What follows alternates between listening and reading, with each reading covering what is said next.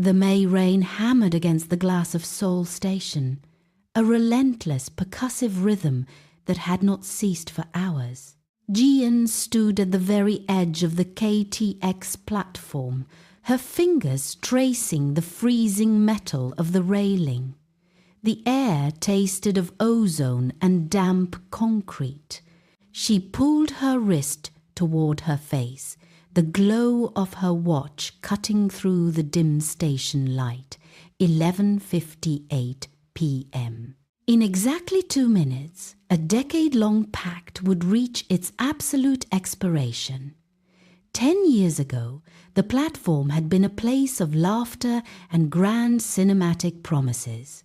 They had stood here, young and certain, vowing to live separate lives and return to this exact spot.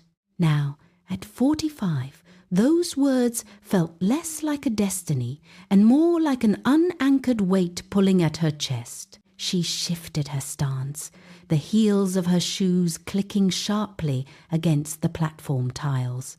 The station was nearly empty, the silence between the gusts of rain amplifying the hum of the overhead lights. She waited, breath steady, watching the final seconds dissolve into the dark, wet night. A shadow shifted within the concourse.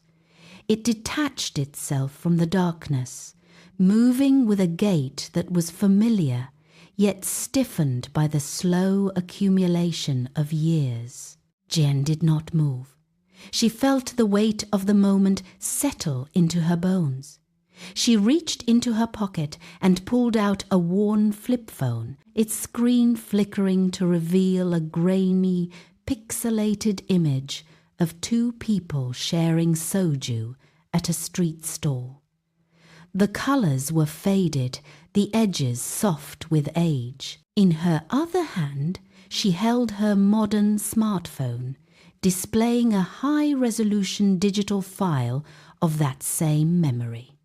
The contrast was brutal. The warm, messy past sat against the cold, polished clarity of the present. She looked from one screen to the other, the gap between the 2 versions of her life suddenly impossible to bridge. The figure stopped 3 feet away. He did not reach out. He did not smile.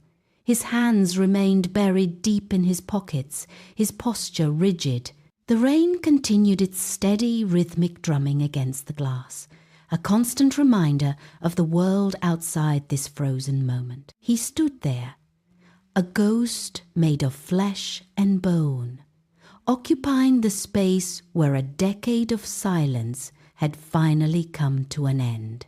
They remained separated by 3 feet of concrete, the distance between them feeling like an entire lifetime. He broke the silence first, his voice barely rising above the rhythmic drumming of the rain. "You haven't changed," he said. Jian looked at him, tracing the lines etched around his eyes and the subtle, defensive shift in his posture. She wanted to ask about the missing years, about the people he had met and the long, quiet nights he had spent alone. The questions formed, but they stayed locked in her throat, heavy and immovable. Their lives had become too complex, too structured to be reshaped by a ghost from the past. Above them, the massive departure board flickered. The red text, "Train departing soon," pulsed in the gloom like a warning. The KTX train hummed to life, a mechanical beast vibrating through the platform floor, ready to swallow the night.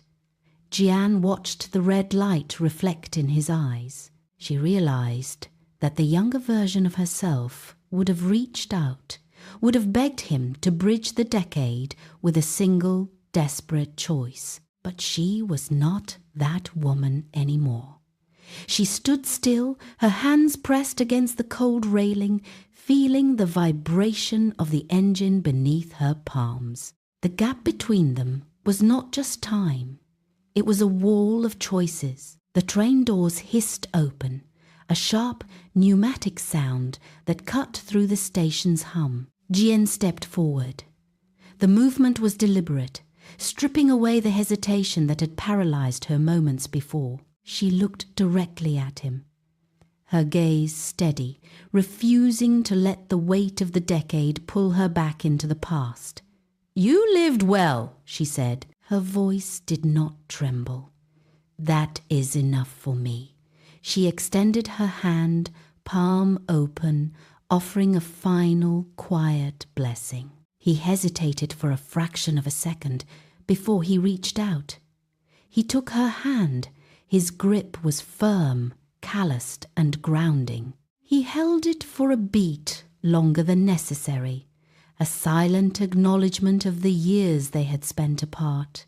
It was a physical anchor. He released her hand, stepped back, and boarded the train. The doors slid shut with a final metallic thud. The KTX hummed, lurched forward, and began to pull away. Jian watched the lights vanish into the dark tunnel. The pact was fulfilled. Jian turned toward the station exit, her footsteps echoing against the polished floor. She reached for the handle of her umbrella, her fingers brushing the fabric, then stopped. She let it hang at her side, unclicked and folded. She pushed through the heavy glass doors and stepped out into the night. The rain hit her instantly. It was cold, sharp, and immediate. She did not flinch. She let the water run down her face, washing away the lingering tension of the last hour. The streets of Seoul glowed under the streetlights, reflecting the wet pavement in long, shimmering lines. She began to walk, her pace steady and unhurried.